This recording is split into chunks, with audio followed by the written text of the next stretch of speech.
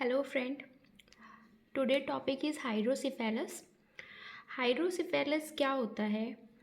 Hydrocephalus is a Greek word. Hydrocephalus is a Greek word. Okay, ये एक Greek जो language होती है उसका वर्ड है हाइड्रोसिफेलस. तो इसको अगर हम देखते हैं इसके वर्ड का मीनिंग क्या होता है हाइड्रोसिफेलस का. Hydro means water, cephalus means head.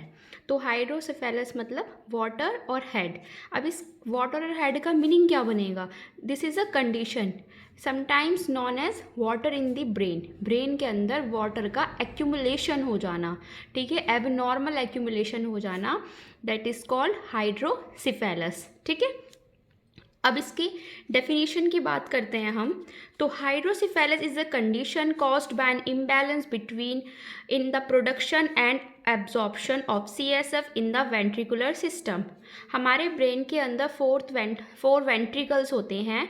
Ventricle के अंदर इम्बैलेंस हो जाना, या तो इम्बैलेंस मतलब या तो CSF ज़्यादा अमाउंट में प्रोड्यूस हो रहा है या फिर CSF कम अमाउंट में एब्जॉर्ब हो रहा है. कम अमाउंट में एब्जॉर्ब होगा तो मतलब वहाँ पर उसका एब्जॉर्प्शन रेट कम होगी, जिसकी वजह से CSF का प्रोडक्शन बढ़ जाएगा, या फिर वो खुद से ही ज़्यादा प्रोड्यूस कर रहा है. ठीक है, तो इन दोनों में क्या हो गया, CSF का सेरिब्रोस्पाइनल फ्लूइड जो होता है हमारे ब्रेन के अंदर एक लिक्विड होता है स्पाइनल कॉर्ड और ब्रेन के अंदर जिसको CSF बोलते हैं, उनका इम्बैलेंस हो जाना, या तो उनके प्रोडक्शन में या फिर उनका एब्जॉर्प्शन में इन द वेंट्रिकुलर सिस्टम. इसको हम बोलते हैं hydrocephalus. When production exceeds absorption, CSF accumulation usually under pressure. जब अंडर प्रेशर बढ़ेगा मतलब जब ब्रेन के अंदर ब्रेन की कैविटी है ब्रेन के अंदर अंडर प्रेशर बढ़ेगा किसका, CSF का. ओके, तो क्या हो जाएगा, डाइलिटेशन हो जाएगा वेंट्रिकल्स के अंदर. मतलब जो वेंट्रिकल्स थे, अब जो वेंट्रिकल्स हैं वो अपने स्मॉल अमाउंट से लार्ज हो जाएंगे. लार्ज होने की वजह क्या होगी, क्योंकि CSF उसके अंदर ज़्यादा बढ़ रहा है. एक तो उसका एब्जॉर्प्शन भी ज़्यादा हो रहा है या फिर उसका प्रोडक्शन ज़्यादा हो रहा है. एब्जॉर्प्शन कम हो रहा है या फिर उसका प्रोडक्शन ज़्यादा हो रहा है, जिसकी वजह से क्या होगा, वेंट्रिकल का साइज़ बढ़ जाएगा. वेंट्रिकल के अंदर स्वेलिंग आ जाएगी यानी एडिमा हो जाएगा. ठीक है, hydrocephalus buildup of the fluid inside the skull leading to brain swelling or edema, that's called hydrocephalus. ठीक है, ये हाइड्रोसिफेलस कंडीशन हो जाती है. अगर हम इसके इंसिडेंस देखें हाइड्रोसिफेलस का, इंसिडेंस ऑफ हाइड्रोसिफेलस, तो hydrocephalus incidence of hydrocephalus without spina bifida के बिना अगर हम देखें तो approximately 1 in 2500 live birth, making it one of the most common developmental disabilities create करता है. एक 20 अगर मान लो 2500 डिलीवरीज हुई हैं, उसमें इन्फेंट्स हैं, तो उसके अंदर एक बच्चे में ये देखने को मिलता है हाइड्रोसिफेलस, जो बहुत ही कॉमन डिसेबिलिटीज़ क्रिएट करेगा. मतलब आगे हम पढ़ेंगे उनके साइन एंड सिम्टम्स, तो उसमें हम जानेंगे. More common than Down syndrome, deafness, it is the leading cause of brain surgery for the children. एक लीडिंग मतलब एक कॉज है. अगर मतलब इन्फेंट्स की या चिल्ड्रन की हम अगर सर्जरी करते हैं, सर्जरी परफॉर्म करते हैं, तो मेन जो रीज़न होता है ना, वो हाइड्रोसिफेलस ज़्यादा देखने को मिलता है. उसी वजह से इसकी सर्जरी, मतलब अगर ब्रेन की सर्जरी होती है बच्चों में, तो ज़्यादातर वो हाइड्रोसिफेलस की वजह से ही होती है, वरना ज़्यादा कोई चीज़ें नहीं होती. ओके, सेकंड देखते हैं. अब हम थोड़ा सा CSF के बारे में पढ़ लेंगे इसको. CSF क्या होता है? CSF is a clear, colorless and transparent fluid that circulate through ventricle of the brain, subarachnoid space and central canal of the spinal cord. CSF जो है clear है, कलरलेस है, मतलब ट्रांसपेरेंट है, कोई कलर नहीं है उसके अंदर. फ्लूइड है, एक पानी है, ठीक है, जो सर्कुलेट होता है वेंट्रिकल्स में. वेंट्रिकल्स क्या होते हैं, एक होलो कैविटी होती है हमारे ब्रेन के अंदर. ठीक है, सब अर्कनॉइड स्पेस मतलब सब अर्कनॉइड स्पेस मतलब ड्यूरा मैटर, अर्कनॉइड मैटर, पाया मैटर, तीन जो लेयर होती हैं हमारी मेनिंजेस जिसको बोलते हैं. हमारा स्पाइनल ब्रेन और स्पाइनल कॉर्ड जो कवर होता है 3 लेयर से होता है. बाहर होती है हमारी ड्यूरा मैटर, सेकेंड में होती है हमारी अर्कनॉइड मैटर, थर्ड में होती है हमारी पाया मैटर. तो जो ड्यूरा मैटर और अर्कनॉइड मैटर और पाया मैटर के बीच में जो स्पेस है उसको हम सब आर्कनॉइड स्पेस होते हैं, तो वहाँ भी CSF फ्लो करता है। Central canal of the spinal cord, जो स्पाइनल कॉर्ड की सेंट्रल कैनाल होती है, ठीक है, ये वर्टिब्रा है, उसके बीच में जो सेंट्रल कैनाल होती है स्पाइनल कॉर्ड की, उसके बीच में भी CSF फ्लो करता है। अगर हम इसकी प्रॉपर्टीज़ की बात करें तो इसका वॉल्यूम 100 to 200 ml होता है। रेट ऑफ फॉर्मेशन जो होती है 0.3 ml पर मिनट, यानी 600 to 700 ml पर डे होता है, ठीक है, CSF बनता है हमारे ब्रेन के अंदर। स्पेसिफिक ग्रेविटी 1.005 है। रिएक्शन, इसका जो pH देखते हैं हम, ये एल्कलाइन है pH, इसकी रेटिंग है 7.33।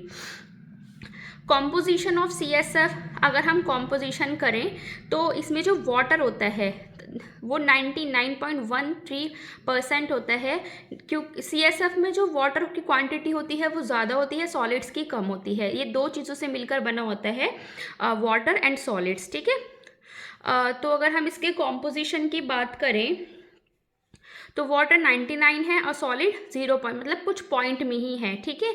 इसके फंक्शंस जो होते हैं, ये प्रोटेक्ट करता है हमारी इंजरीज को, यानी शॉक एब्जॉर्प्शन जैसा काम करता है between the skull and brain, क्योंकि स्कल और ब्रेन के बीच में, या फिर स्पाइनल कॉर्ड भी इंजरी भी बोल सकते हैं, ये प्रोटेक्शन का काम करता है, क्योंकि हमारा ब्रेन और स्कल के बीच में ये बिल्कुल रिजिडिटी नहीं करता, रिजिडिटी कम हो जाती है, क्योंकि यहाँ पर CSF फ्लो करता है, एक लुब्रिकेंट प्रोवाइड करता है। जब कोई भी बाहर से अटैक हुआ, कोई भी चोट लगी, कुछ भी इंजरी हुई, तो वो सीधा स्कल हमारे ब्रेन पर नहीं लगेगा due to CSF flow, okay. तो ये एक शॉक एब्जॉर्प्शन का काम करता है, ठीक है। सेम हमारे स्पाइनल कॉर्ड में भी करता है। ब्लड बैरियर होता है, मतलब ब्लड CSF बैरियर क्या होता है, ये ब्लड बैरियर किसे कहते हैं, ब्लड CSF बैरियर ये होता है कि मान लो अगर हमारे ब्रेन के अंदर जो न्यूट्रिएंट्स हैं उनको ये आने देता है, और जो टॉक्सिन्स, जो मतलब जो टॉक्सिन्स वगैरह होते हैं उनको ये नहीं आने देता, ठीक है। टॉक्सिन्स नहीं आने देता, सिर्फ ये ब्लड के थ्रू जो जितने भी हमारे न्यूट्रिएंट्स होते हैं उनको ये ब्रेन के इनसाइड आने देता है, ठीक है। मेंटेन करता है इंट्राक्रेनियल प्रेशर को, ठीक है। इंट्राक्रेनियल प्रेशर को मेंटेन करके रखेगा तो प्रोटेक्ट करेगा हमारी वो ब्रेन इंजरी से, ठीक है। अब हम इसके थोड़े से पढ़ते हैं कॉम्पोजिशन के बारे में। कॉम्पोजिशन मैंने बताया वाटर और सॉलिड्स से होता है। वाटर की क्वांटिटी ज़्यादा होती है और सॉलिड्स की कम होती है, माइन्यूट क्वांटिटी होती है। दो हम देखेंगे सॉलिड्स अगर होती भी है तो कितनी होती है, ऑर्गेनिक सब्सटेंस और inorganic substance, organic protein amino acid, sugar cholesterol, urea uric acid, creatinine lactic acid, sodium calcium potassium magnesium chloride phosphate bicarbonate और सल्फेट, इनकी सबकी क्वांटिटी बहुत माइन्यूट होती है सॉलिड में, जो हमारे CSF के अंदर प्रेजेंट होता है। लेकिन लार्ज अमाउंट में तो वाटर ही प्रेजेंट होता है, ओके। अच्छा, इसमें एक जो इम्पॉर्टेंट चीज़ है वो ये है, some lymphocytes add when the CSF flow into the spinal cord. कुछ इसमें लिम्फोसाइट्स होते हैं, मतलब WBC होते हैं, जो हमारे इन्फेक्शंस और जितने भी टॉक्सिन्स एजेंट होते हैं उनसे हमारे स्पाइनल कॉर्ड को प्रोटेक्ट करते हैं। तो CSF के अंदर कुछ लिम्फोसाइट्स भी फ्लो करते हैं, ठीक है। फॉर्मेशन अगर हम देखते हैं CSF का, ये हमारा कॉरॉइड प्लेक्सिस से होती है।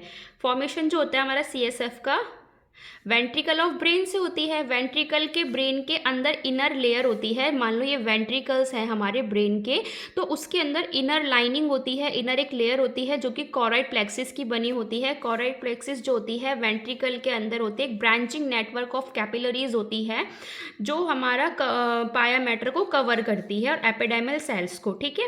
एपिडेमल सेल्स क्या होती हैं, न्यूरेल्गिया सेल्स होती हैं, ठीक है। ये मैंने स्ट्रक्चर बनाया हुआ है, एक न्यूरेल्गिया सेल होती हैं, ये क्यूबॉइडल सेल्स होती हैं, सिंगल न्यूक्लिएट इनके अंदर प्रेजेंट होता है और क्यूबॉइडल शेप की होती हैं। सीलिया प्रेजेंट होता है, सीलिया की हेल्प से CSF फ्लो करता है वेंट्रिकल्स के अंदर। एपिडेमल सेल से भी इनका प्रोडक्शन होता है। एपिडेमल सेल्स जो होते हैं वो फिल्ट्रेट करती हैं ब्लड को, उस ब्लड के अंदर जो प्लाज्मा होता है उसको ये फिल्ट्रेट करते हैं थ्रू दी एक्टिव ट्रांसपोर्ट यानी ATP। तो जो उसका जो ये अमाउंट ना, ये प्रेशर को मेंटेन करती है। तो पोटेशियम 2 आयन और 3 आयन ऑफ सोडियम, ठीक है, इसमें ये इसका मेंटेन करके रखती हैं। इनसाइड जो होता है वो 2 पोटेशियम होते हैं मॉलिक्यूल्स, और बाहर जो होते हैं आउटसाइड वो सोडियम होती है, ठीक है। तो ये हमारे सर्कुलेट करती हैं CSF को, हेल्प करती हैं सर्कुलेट द CSF। क्लियर। अब हम देखते हैं कुछ इसका प्रेशर देखते हैं, ठीक है। प्रेशर सॉरी एपिडेमियल सेल्स को, हाँ यहाँ तक क्लियर हो गया आपका कि हमने सीएसएफ की लाइनिंग होती है और जो एपिडेमियल सेल्स होती हैं वो किस टाइप की होती हैं, उनका शेप क्या होता है, किस तरीके से वो। अब हम थोड़ा सा सीएसएफ का सर्कुलेशन देखेंगे। देखो सीएसएफ का जो फॉर्मेशन होता है, जहाँ से सीएसएफ बनता है वो लेटरल वेंट्रिकल से बनता है, ठीक है। मेजर जो ज़्यादातर जो बनता एपिडेमियल सेल से भी है, लेकिन जो लार्ज अमाउंट में जो सीएसएफ का प्रोडक्शन हो रहा है वो लेटरल वेंट्रिकल से होता है, ठीक है। लेटरल वेंट्रिकल से होता है due to increase choroid plexus, क्योंकि यहाँ पर जो लेटरल वेंट्रिकल है उसमें ज़्यादा अमाउंट में कोरॉइड प्लेक्सिस की लेयर होती हैं, लेटरल वेंट्रिकल में होती है, थर्ड में भी है, फोर्थ में भी है। In comparison to third fourth lateral ventricle में कोरॉइड प्लेक्सिस ज़्यादा पाई जाती हैं। तो जो मेन फॉर्मेशन होता है, जो मेन प्रोडक्शन होता है कोरॉइड प्लेक्सिस वो सीएसएफ का, हम ये कह लेते हैं कि मेन जो प्रोडक्शन होता है सीएसएफ का वो कोरॉइड प्लेक्सिस से होता है। तो कोरॉइड प्लेक्सिस लार्ज अमाउंट में लेटरल वेंट्रिकल होती है, तो यहाँ से इसका फॉर्मेशन स्टार्ट हो जाता है। Clear.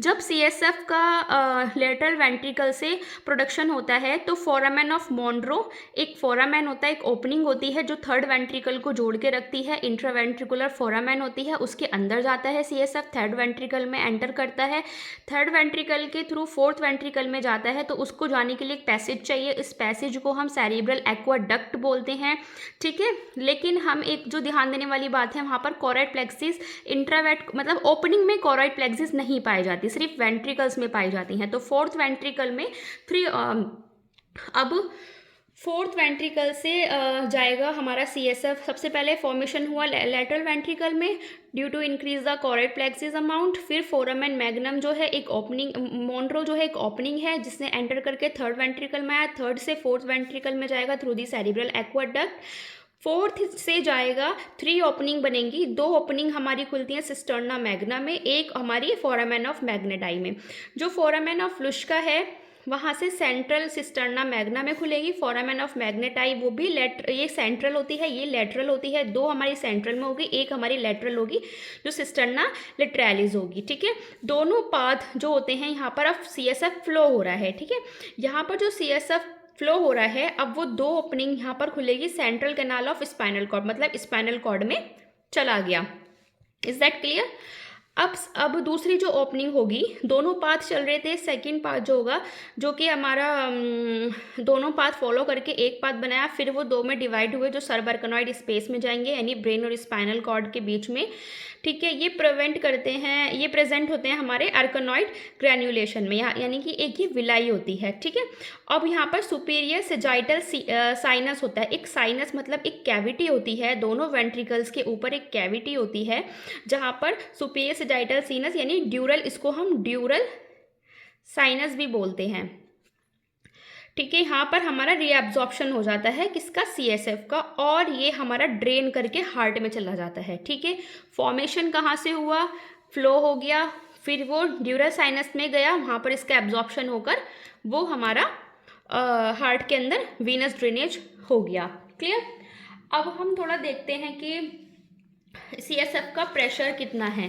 Pressure exert bye CSF, अगर हम साइड लाइन की पोजीशन मतलब साइड लाइन की पोजीशन में बात करें, अगर बंदा पेशेंट जो है वो नॉर्मली हम कह सकते हैं कि ह्यूमन अगर साइड लाइन में पोजीशन में है तो 10 centimetre of H2O pressure exert करता है सीएसएफ, यानी 10 सेंटीमीटर ऑफ वाटर। और सिटिंग लाइन पोजीशन में, अगर हम सिटिंग लाइन पोजीशन में बात करें तो वो हमारा 30 centimetre of H2O water exert करता है, ठीक है, प्रेशर एक्सर्ट करता है। ये हमारा क्यों ज़रूरी है कि जब हमारा ब्लड प्रेशर इंक्रीज़ होता है तभी हमारा जो सीएसएफ है वो एब्जॉर्ब होगा, ठीक है। तो जैसे हमारा सीएसएफ जो होगा वो उसका प्रेशर इंक्रीज़ होगा, जब, ठीक है, प्रेशर इंक्रीज़ होगा वो ड्यूरल साइनस में जाएगा और एब्जॉर्प्शन हो जाएगा, जिससे वो मेंटेन मतलब हमारे ब्रेन और स्पाइनल कॉर्ड के अंदर सीएसएफ का प्रेशर मेंटेन रहेगा। अगर हम फॉर एग्जांपल जब ये हमारा प्रेशर कब कब ज़्यादा बढ़ जाता है सीएसएफ का, जब हम स्नीजिंग करते हैं, ज़ोर से रोते हैं, ठीक है, खांसते हैं, कोई भी ऐसी एक्टिविटी जिसके अंदर हम बहुत ज़्यादा प्रेशर लगा रहे हैं, तब ये प्रेशर इंक्रीज़ होगा, ठीक है। तो ये इंपॉर्टेंट चीज़ इसमें यही है। साइन एंड सिम्टम्स, अगर हम अपने हाइड्रोसिफेलस के ऊपर आ जाते हैं, साइन एंड सिम्टम्स हाइड्रोसिफेलस के क्या होता है कि मेन पहला तो यही है कि अगर हम इसकी इटियोलॉजी देखें, सबसे पहले हम इसकी इटियोलॉजी देखते हैं। CSF का इम्बैलेंस हुआ, CSF का या तो बढ़ना या फिर उसका एब्जॉर्प्शन कम होना, इसका इम्बैलेंस हुआ, दोनों की वजह से इम्बैलेंस हुआ। वेंट्रिकल्स फिल हो गया फ्लूइड से, यानी हमारा CSF से, वेंट्रिकल्स CSF से फिल हो गया तो वहाँ पर हमारा एडीमा हो गया, यानी स्वेलिंग ब्रेन की स्वेलिंग हो गई। इसमें ना हमारे जो ये इन्फेंट्स में देखने को मिलता है, इसमें नॉर्मल से ज़्यादा साइज़ बढ़ जाता है, ठीक है। इसमें जो हेड का साइज़ होता है वो नॉर्मल से ज़्यादा बढ़ जाएगा, ठीक है। तो ये हाइड्रोसिफेलस बन जाएगा। अब साइन एंड सिम्टम्स अगर इन्फेंट्स की बात करें यानी लेस देन 1 ईयर, तो इसमें हेड साइज़ जो होगा वो बढ़ेगा, या तो 1.2 सेंटीमीटर पर वीक होगा या फिर यूँ कह लीजिए 2 सेंटीमीटर पर मंथ ये बढ़ता रहेगा, ठीक है। बल्जिंग फ्रंटैलिन्स हो जाएगा, यानी जो हमारा इन्फेंट्स में जो ऑक्सीपिटल, फ्रंटल, पैराइटल जो बोन होती हैं, टेम्पोरल बोन जो होती हैं, ऑक्सीपिटल, फ्रंटल, टेम्पोरल बोन जो होती हैं, इनके बीच में सूचर्स होते हैं, ठीक है। जो भी डेवलपमेंट के साथ साथ वो सूचर्स बंद हो जाते हैं, लेकिन क्या होगा यहाँ पर जो फेंटालिसिस होगी उनके ऊपर बल्ज फॉर्मेशन हो जाएगा, ठीक है। यहाँ पर बल्ज फॉर्मेशन हो जाएगा। तो ये हमारा साइन एंड सिम्टम्स देखने को मिलता है। प्रोमिनेंट स्कैल्प वीन, जो स्कैल्प होता है बच्चे का, जो सर होगा उसके ऊपर जो वीन होगी ना, वीन्स जो होंगी वो हमें विजिबल होंगी, ठीक है, प्रोमिनेंट होंगी, विजिबल होंगी, ज़्यादा दिखेंगी हमें। परसिस्टेंट वोमिटिंग, बच्चों को बार बार वोमिट लगेगी। इरेटेबिलिटी शो करेगा, जो बच्चा होगा वो इरेटेबिलिटी शो करेगा, ओके। सेटिंग सन आइज़ हो जाएंगी। सेटिंग सन आइज़ का क्या मतलब है, जो आइज़ होते हैं बेबी की, नॉर्मली जो आइज़ होती हैं वो ये होती हैं, ओके। इसमें हमारा बिल्कुल इस तरीके से होती है, लेकिन जो हाइड्रोसिफेलिस जो होगा या फिर सेटिंग सन साइन जो होती है वो क्या होगा, मान लो ये हमारी आइज़ हैं, ये रोटेट हो जाएंगी डाउनवर्ड, बिल्कुल डाउनवर्ड हो जाएंगी, ठीक है। ये एक साइन सिम्टम्स है इसका।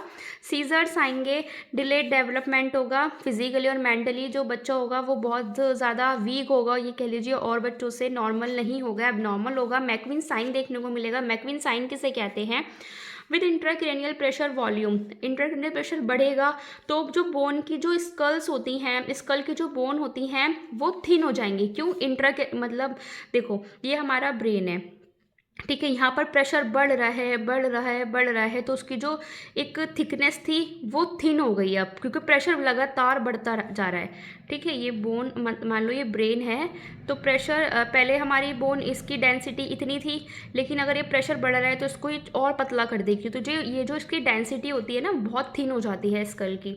Sutures become palpably separated to produce the crackpot sound on the percussion of the skull.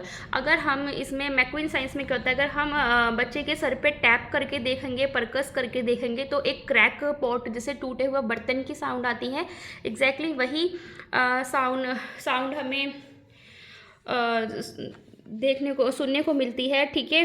अगर sign and symptoms older childrens की बात करें तो सेटिंग सन आइज उनमें भी दिखेगी, यानी जो आइज़ होगी वो हमारी रोटेट हो जाएंगी downward, okay. Persisting vomiting same है। विजुअल प्रॉब्लम आएगी। विजुअल प्रॉब्लम क्यों आएगी, जब ब्रेन के अंदर जब इंट्राक्रैनियल प्रेशर बहुत ज़्यादा बढ़ रहा है तो जो हमारी ऑप्टिक नर्व है उस पर प्रेशर लगेगा। ऑप्टिक नर्व में प्रेशर लगने की वजह से CSF जो है वो वहाँ पर पेपिली एडेम हो जाएगा, यानी उसको ब्लर विजन देखने को मिलेगा, एक साइन आ जाता है। बिहेवियर चेंज हो जाएगा, सीजर्स हो जाएगा, अपनी जो ADL एक्टिविटी बच्चा कर रहा है वो बिल्कुल डिलेड हो जाएंगी, ठीक है, वो कर नहीं पाएगा, अपना होमवर्क नहीं कर पाएगा। जो भी हम एडल्ट की बात कर रहे हैं, एडल्ट चिल्ड्रन की बात करते हैं। डायग्नोसिस देखते हैं, there is no blood investigation, कोई भी चीज़ का ब्लड की हम इन्वेस्टिगेशन से पता नहीं लगा सकते कि इसको हाइड्रोसिफेलस है, क्योंकि साइन एंड सिम्टम्स ही इतने सारे हैं। मैक्विन साइंस है, सेटिंग सन साइंस है, बहुत सारे साइन एंड सिम्टम्स इतना ज़्यादा है कि हमें देख के ही, और उसका हेड का साइज़ बड़ा हो जाएगा, उसकी एबनॉर्मल एक्टिविटीज़ होंगी, उसका डिलेड डेवलपमेंटल स्टेज होंगी, तो उससे हम पता लगा सकते हैं। लेकिन हम इसको ये देखने के लिए कि कौन सी चीज़ से प्रेशर बढ़ रहा है, ठीक है, ये तो हमने बताया कि CSF का प्रोडक्शन हुआ या फिर CSF का एब्जॉर्प्शन हुआ, इनके इम्बैलेंस हो रहा है। लेकिन हम डायग्नोस ये भी तो कर सकते हैं ना कि इसके अंदर ऐसे हम क्या डायग्नोस करें कि जब पता लगे। फॉर एग्जांपल अगर कोई ट्यूमर ही बढ़ रहा है जो उसका प्रेशर ज़्यादा बढ़ा रहा है सीएसएफ का, मान लो ब्रेन के अंदर ट्यूमर बने जा रहा है तो सीएसएफ वो प्रोडक्शन उसका हो नहीं रहा, वहाँ से एब्जॉर्प्शन नहीं हो पा रहा, या फिर उसका प्रोडक्शन ही बढ़े जा रहा है, ठीक है। तो उसके लिए हम क्या करते हैं, अल्ट्रासाउंड कराते हैं। अल्ट्रासाउंड हमारे 2 टाइप के होते हैं इसके अंदर, या तो इंट्रायूट्रिन करा सकते हैं जब बेबी इन्फेंट्स वोम में होता है, ठीक है, वोम में होता है बच्चा, तो प्रेगनेंसी में करा सकते हैं, ठीक है, जिसको लेवल 2 स्कैन भी बोलते हैं। लेवल 2 स्कैन के अंदर पता लग जाता है कि अल्ट्रासाउंड में हाइड्रोसिफेलस बेबी को है या नहीं, या फिर इंट्रायूट्रिन भी करा सकते हैं, ठीक है, क्योंकि हम इसमें देखते हैं फ्रंटेनिस जो होती हैं वो हमारी फ्रंटल बोन के पास जो ओपनिंग होती है वो उनकी ओपनिंग ज़्यादा बढ़ जाती है, ठीक है। सिटी स्कैन कराएंगे, एमआरआई कराएंगे, क्लियर। अब हम इसका ट्रीटमेंट प्लान की बात करते हैं। हम ट्रीटमेंट ऑफ हाइड्रोसिफेलस, देखो ट्रीटमेंट क्यों इम्पॉर्टेंट है, मतलब ट्रीटमेंट हम क्यों कराएं।